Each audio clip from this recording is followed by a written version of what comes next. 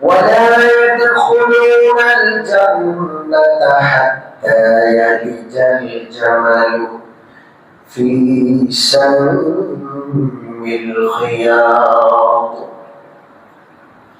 আল্লাহ তাআলা বলেন কাফের মুশরিকরা জান্নাতে প্রবেশ করা এতটাও সম্ভব যতটা অসম্ভব হলো শুয়ের পিছনের ফুটা দিয়ে একটা উট প্রবেশ করা।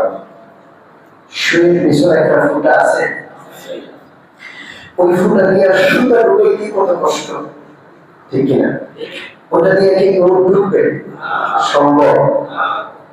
শুয়ের পিছনের ফুটা দিয়ে উট প্রবেশ করার যতটা অসম্ভব, কাফের মুশরিক জান্নাতে প্রবেশ করা এর চেয়ে বেশি অসম্ভব, যাইতেই পারে না। সম্মানিত মুসলিম, পবিত্র কোরআনের ৭৩ নম্বর সূরা সূরাতুল মুজাম্মিলের ৬ষ্ঠ আয়াতের তাফসীর চলছে।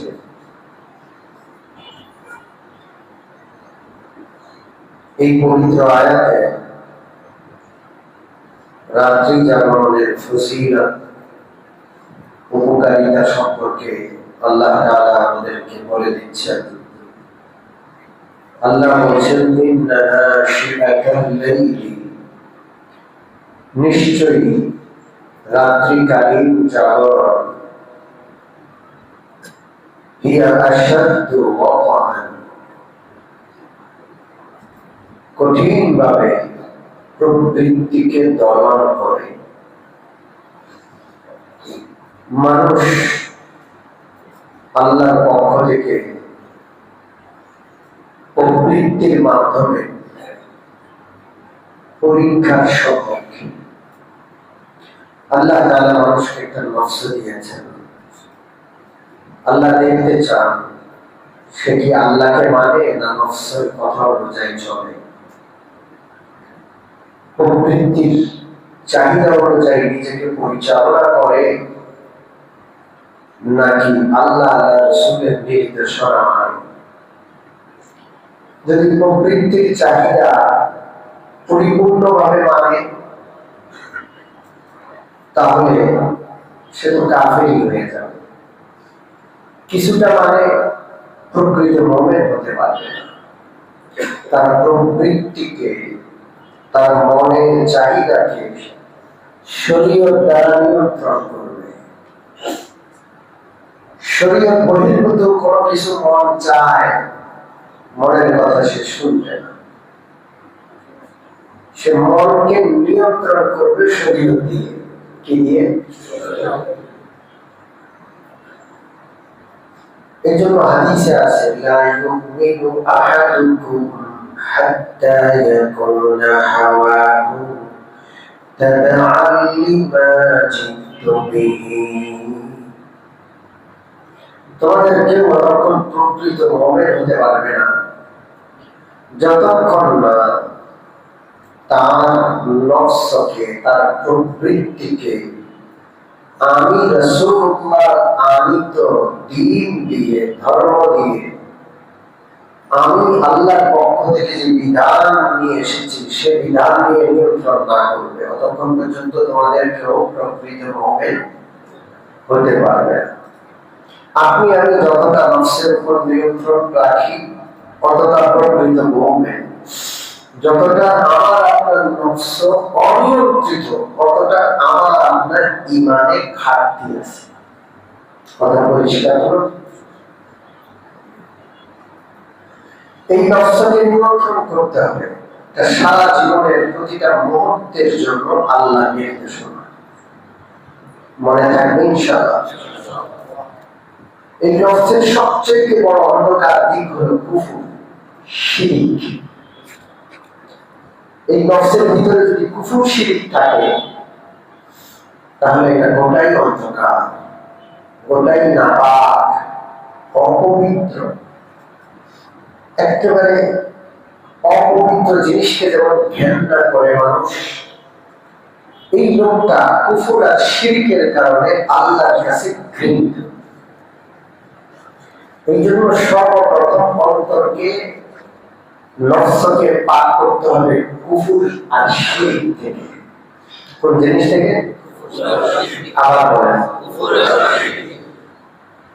ইন্নামাল মুশরিকুনা নাজাসুন ফালা ইয়াকরাবুল মাসজিদাল হারামা বা'দা আমিহিম হাযা। আল্লাহ বলছেন নিশ্চয়ই যত মুশরিক সব নাপাক, অপবিত্র। এদের অপবিত্রতা এতটা কঠিন, গোসল করলেও অপবিত্রতা দূর হবে না, সাবান দিয়ে ঘষলে মাজলেও অপবিত্রতা দূর হবে না। এই অপবিত্রতা দেহের নয়, নফস আর আত্মার অপবিত্রতা। এটা একমাত্র পবিত্র হবে শিরক দূর করলে, কুফর দূর করলে, এবং কুফর আর শিরকের জায়গায় তাওহীদ আর একত্ববাদ ঢুকালে, ঠিক না? এছাড়া দূর হবে না। এটা এত নাপাক, সারা পৃথিবীর সমস্ত পারফিউম গুলো দিয়ে ওদের সুগন্ধ লাগাইলেও ওই নাপাক আর পবিত্রতা কি হবে না? দূর হবে না। এই নিষিদ্ধ ব্যক্তি আল্লাহর কাছে নিষিদ্ধ। কোন জায়গায় নিষিদ্ধ? জান্নাতে নিষিদ্ধ। কোন কাফের জান্নাতে যাবে না, জোরে বলেন না। ولا يدخلون الجنة حتى يلج الجمل في سم الخياط। আল্লাহ তাআলা বলেন কাফের মুশরিকরা জান্নাতে প্রবেশ করা এতটাও সম্ভব যতটা অসম্ভব হলো শুয়ের পিছনে ফুটা দিয়ে একটা উট প্রবেশ করা। শুয়ের পিছনে একটা ফুটা আছে, ওই ফুটা দিয়ে সুতা ঢুকে কি কত কষ্ট, ঠিক না? ওটা দিয়ে কি উট ঢুকবে? সম্ভব। শুয়ের পিছনের ফুটা দিয়ে উট প্রবেশ করার যতটা অসম্ভব, কাফের মুশরিক জান্নাতে প্রবেশ করা এর চেয়ে বেশি অসম্ভব, যাইতেই পারে না। এটা বহিষ্কৃত, এরা জান্নাতে যাবে না, জান্নাতে নিষিদ্ধ। আর পৃথিবীতে কোথায় নিষিদ্ধ? فلا يقربوا المسجد الحرام بعد عامهم هذا। পৃথিবীতে হারাম শরীফে নিষিদ্ধ। আল্লাহ রাব্বুল আলামিনের খাস জায়গা, আল্লাহ রাব্বুল আলামিনের ঘর যেখানে, সেই হারাম শরীফের হারাম এরিয়ার ভিতরে তাদের ঢোকার নিষেধ। কে নিষেধ করছে? চিরকালের জন্য। এই জন্য পবিত্র হারাম শরীফের এরিয়াতে যে চিহ্ন আছে সেখানে লেখা আছে এখান থেকে বেদায়াতুল হারাম, হারাম শুরু। সেখানে কোন কাফের মুশরিক অমুসলমান প্রবেশ করবে না, নিষেধ। এটা নিষেধ। এরা জান্নাতে নিষিদ্ধ, পৃথিবীর বুকে এরা হারাম শরীফ চিরকালের জন্য, যারা বলে নিষিদ্ধ, নাপাক, অপবিত্র। এই জন্য একটা যদি কাফের হয়, মুশরিক হয়, যত ভালো কাজ করুক না কেন, আল্লাহ রাব্বুল আলামিনের কাছে তার কোনো ভালো কাজ গ্রহণযোগ্য নয়। একটা নাপাক পাত্রে দুধ ঢাললো, মধু ঢাললো, ঘি ঢাললো, সুগন্ধি ঢাললো, কোনো ফায়দা আছে? নিবেন আপনারা? আল্লাহর কাছে গ্রহণযোগ্য, আল্লাহ নিবে না, আল্লাহ সেটা গ্রহণ করবে না। এই জন্য প্রথমে শিরক, কুফর দূর করতে হবে। রাজি আছি?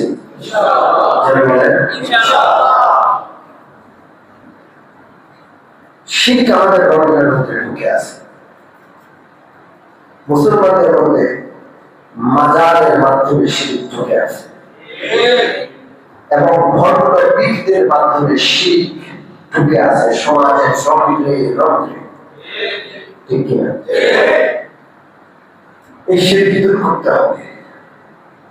আমি সবসময় আগেও বলেছি, এখনো বলছি, কবর হবে কবরস্থানে। কবর কোথায় হবে? চৌরাস্তায় আবার কিসের কবর? জোরে বলেন। যদি কোথাও রাস্তা করতে হয় কবরস্থান, তাহলে কবরস্থানটাকে ডানে বামে কবরস্থানের জায়গায় সরায় ফেলবে। রাস্তার মাঝখানে কোনো কবর হবে? ঘর, সেখানে কবর বানায়। এটা মসজিদের ভিতরে কবর।